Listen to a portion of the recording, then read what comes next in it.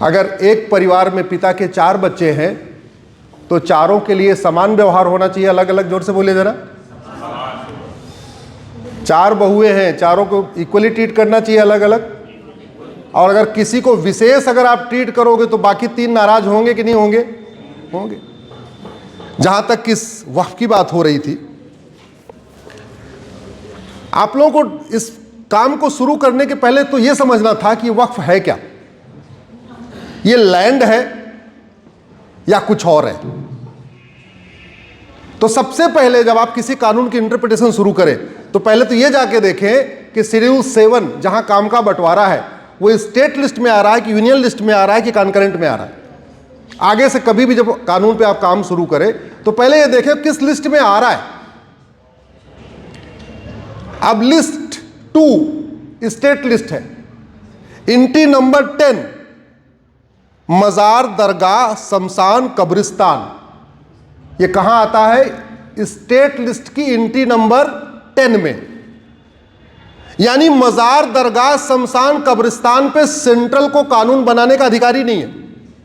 इसका मतलब ये जो मजार, दरगाह, शमशान, कब्रिस्तान को वक्फ या इस तरह की चीजों में लाया जा रहा है, ये अपने आप में ही वाइड है, अनकॉन्स्टिट्यूशनल है। आगे बढ़िए। जमीन, मकान, खेत खलिहान, किराया, किराएदार, ये इस कॉन्स्टिट्यूशन के लिस्ट 2 का इंटी नंबर 18 है। यानी जमीन, मकान, खेत खलिहान भी सेंट्रल का सब्जेक्ट नहीं है। किसका सब्जेक्ट है? स्टेट का। यानी वक्फ के अंदर वो भी नहीं आ सकता। तो फिर वक्फ के अंदर आएगा क्या? जिसको हम दान कहते हैं, अंग्रेजी में उसको चैरिटी कहते हैं और अरबी में उसको क्या कहते हैं? वक्फ। तो फिर आप देखो कि कहां पड़ेगा ये। तो सब कॉन्स्टिट्यूशन में WAQF नाम का शब्द ही नहीं है। भारत के संविधान में WAQF नाम का शब्द ही नहीं है। भारत के संविधान का शेड्यूल 3 खोलिए, शेड्यूल 7 की लिस्ट 3 खोलिए, कॉन्करेंट लिस्ट, उसकी इंटी नंबर 28, उसमें है चैरिटी एंडाउमेंट। यानी जिसको हम दान कहते हैं उसको आप अंग्रेजी में चैरिटी कह सकते हैं, उसको अरबी में आप वक्फ कह सकते हैं। तो यानी वक्फ कहां आया? शेड्यूल 7 के लिस्ट 3 की इंटी नंबर 28 में आया। अब जब ये कॉन्करेंट लिस्ट में आया तो सेंट्रल कानून बना सकता है। ठीक है, ये वक्फ एक्ट वहां तक ठीक है कि सेंट्रल इस पे चैरिटी के मामले में कानून बना सकता है। लेकिन सवाल यह है कि शेड्यूल 3 के कॉन्करेंट लिस्ट में जो कानून बनता है वो जेंडर न्यूट्रल और रिलीजन न्यूट्रल होता है। पार्लियामेंट के पास ये पावर ही नहीं है कि शेड्यूल 1 जो यूनियन लिस्ट है या शेड्यूल 3 जो कॉन्करेंट लिस्ट है उसमें वो किसी एक कम्युनिटी के लिए कानून बना दे। और इसीलिए भारत के कॉन्स्टिट्यूशन का आर्टिकल 13 पढ़िए। 13 ये कहता है आज की डेट में यानी 26 जनवरी 1950 को जब देश आजाद हुआ, आज जो भी कानून डिस्क्रिमिनेटरी हैं, जो कानून पर्टिकुलर किसी के लिए बने हुए, आज के बाद वो नल एंड वाइड हो गए। अच्छा, कुछ लोग कहेंगे कि आर्टिकल 25, ये तो आर्टिकल 25 का मैटर है। मैंने सुना था एक बच्चे ने बोला था कि आर्टिकल 25 का मैटर है। अरे भैया, जमीन धार्मिक विषय नहीं है। लैंड क्या है? सिविल डिस्प्यूट है। और सिविल डिस्प्यूट कहां सॉल्व होता है? तहसीलदार के यहां, SDM के यहां, उसके लिए रेवेन्यू कोर्ट बनी हुई है। जमीन का पूरा रिकॉर्ड कहां होता है? कलेक्टर के पास होता है, ADM के पास होता है, तहसीलदार के पास होता है। तो सबके जमीन का विवाद का समाधान कहां होता है? कहां होता है? SDM, तहसीलदार, ADM, DM, चकबंदी कमिश्नर। और जो दान होता है, चैरिटी होती है या वक्फ, तीनों एक ही शब्द है, वो अपना किया जाता है। बाकी दुनिया में तो जमीन उमीन दान की जाती है। भारत में आदिकाल से जमीन तो छोड़ो, अंगदान की परंपरा रही है, देहदान की परंपरा रही है। और ये संविधान किसका है? भारत का संविधान है। संविधान के इंटरप्रिटेशन कितने हैं? Literal interpretation, purposive interpretation, harmonious interpretation, constructive interpretation. लेकिन जो एक इंटरप्रिटेशन हम कभी नहीं करते, that is the cultural interpretation. मैं सुप्रीम कोर्ट में कई ऐसे केसेस में बहस कर रहा हूं। ये संविधान कहां का है, जरा जोर से बोलिए जरा। अमेरिका का तो नहीं है ना, यूके का तो नहीं है ना। तो इसका इंटरप्रिटेशन करते समय कहां का कल्चर देखेंगे? भारत का। और भारत में दान आज से नहीं, सदियों से होता है, सदियों से। अब भारत में दान क्या क्या होता है? अंगदान, लोग आंखों का दान करते हैं, अपना या दूसरे की आंख? जोर से बोलो जरा। अपनी आंख। लीवर दान करते हैं, अपना या दूसरे का? अपना। तो अगर आपको दान करना है तो जमीन अपनी करोगे या दूसरे की? आवाज नहीं आ रही, समझ नहीं आ रही मेरी हिंदी। अपनी। पैसा दान करना है तो अपना करोगे, दूसरे की पॉकेट मार के? अपनी। कोई गाड़ी वाड़ी दान करना है तो अपनी गाड़ी दान करोगे, अपनी एम्बुलेंस दान करोगे, या दूसरे की एम्बुलेंस चोरी करके दान करोगे? अपनी।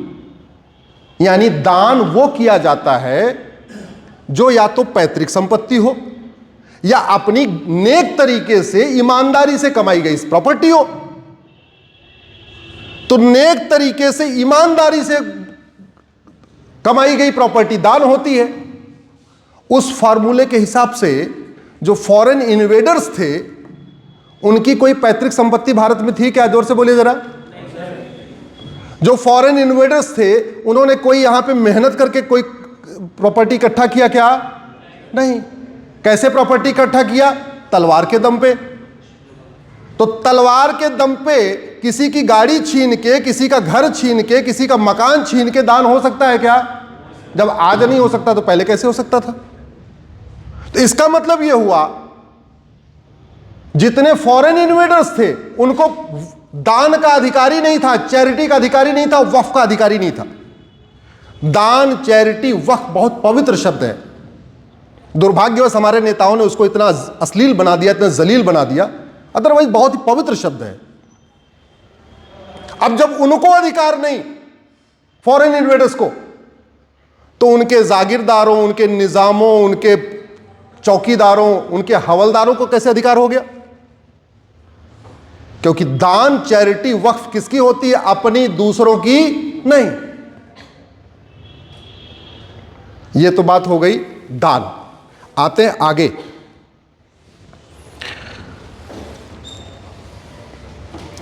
यह भारत का क्या है? संविधान। दो शब्दों से मिलकर बना है, सम और विधान, यानी समान विधान, यानी एक देश एक विधान। इसलिए आर्टिकल 13 में कहा, पढ़िए आप लोग आर्टिकल 13 को, आज की डेट में जो डिस्क्रिमिनेटरी लॉ है वो खत्म। तो करना क्या था? 1950 में पार्लियामेंट में खड़े होकर कह देना चाहिए था, ये कुरीतियां आज के बाद खत्म, ये कुप्रथाएं आज के बाद खत्म, ये डिस्क्रिमिनेटरी लॉ आज के बाद खत्म। बनना क्या चाहिए था? शेड्यूल 7 लिस्ट 3 इंटी नंबर 28 में जो शब्द क्या यूज किया? चैरिटी। तो बनना था यूनिफॉर्म चैरिटी कोड। दूसरा क्या शब्द है? इंडाउमेंट। तो बनाना क्या था? Uniform endowment code. एक और शब्द है प्रॉपर्टी। तो क्या बनाना चाहिए था? Uniform property code. चलो एक बार मान लेते हैं भाई, आर्टिकल 29 और आर्टिकल 30 में माइनॉरिटी शब्द यूज किया है, लेकिन जरा एक बार आर्टिकल 30 को पढ़ना। वो माइनॉरिटी क्या दिया, क्या है, बना किस लिए? हाँ, अपने कल्चर, अपने कस्टम, अपने उसको कंटिन्यू करने के लिए। लेकिन आर्टिकल 29, 30 में या आर्टिकल 25 की स्टार्टिंग कैसे हो रही है? Subject to public order, health and morality. 3 writer लगे हुए हैं। आर्टिकल 26 की स्टार्टिंग कैसे हो रही है? Public, subject to public order, health and morality. यानी कोई भी फंडामेंटल राइट एब्सोल्यूट नहीं है, 3 कंडीशन सब पे है, subject to public order, subject to health, subject to morality. अब आर्टिकल 30 में चलो मान लिया कि भाई माइनॉरिटीज को आप अलग से उनके लिए कुछ व्यवस्था कर सकते हैं। तो माइनॉरिटी कौन है भारत में? डिफाइन हुआ क्या? जोर से बोलिए जरा। 1% वाला माइनॉरिटी की, 2% वाला माइनॉरिटी की, 3% वाला माइनॉरिटी कहीं डिफाइन किया क्या? नहीं।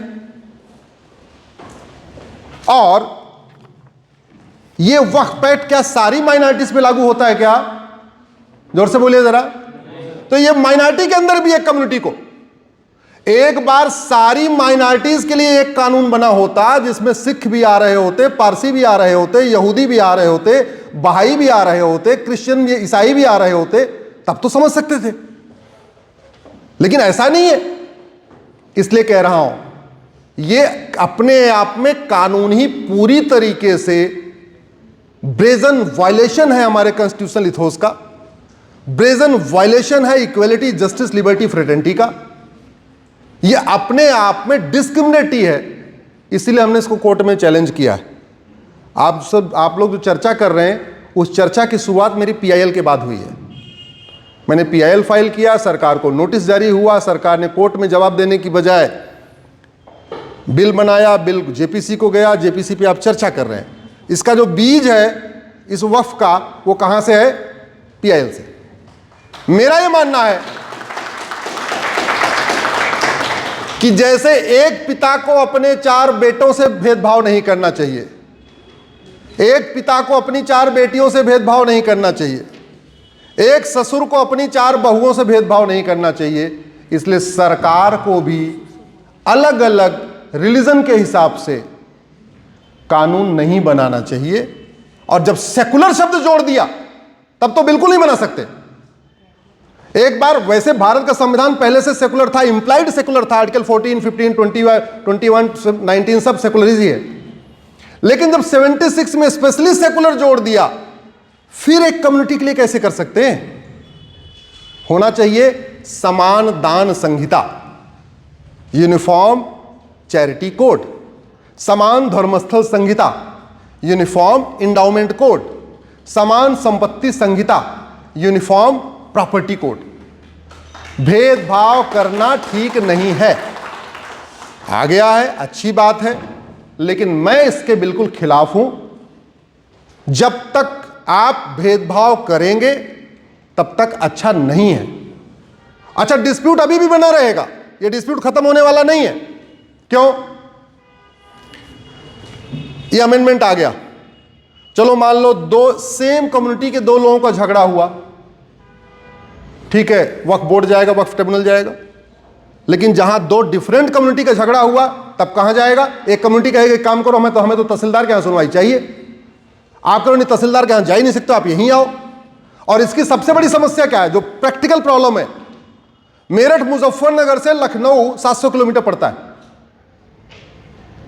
अगर ये डिस्ट्रिक्ट कोर्ट में सुनवाई हुई हो, रूटीन कोर्ट में सुनवाई हो, तो हर व्यक्ति 30-40 किलोमीटर जाएगा, अपने मुकदमे का फैसला कर लेगा। गरीब आदमी मेरठ मुजफ्फरनगर से लखनऊ कैसे जाएगा? रात भर को उसको जर्नी करनी पड़ेगी। एक बार अगर वो स्लीपर में जाए तो भी 400 रुपए का टिकट लेना पड़ेगा। तो इस जो कानून का जो फायदा कौन उठा रहे हैं? उसी कम्युनिटी के दबंग उठा रहे हैं। सेम कम्युनिटी के दबंग इसका फायदा उठा रहे हैं।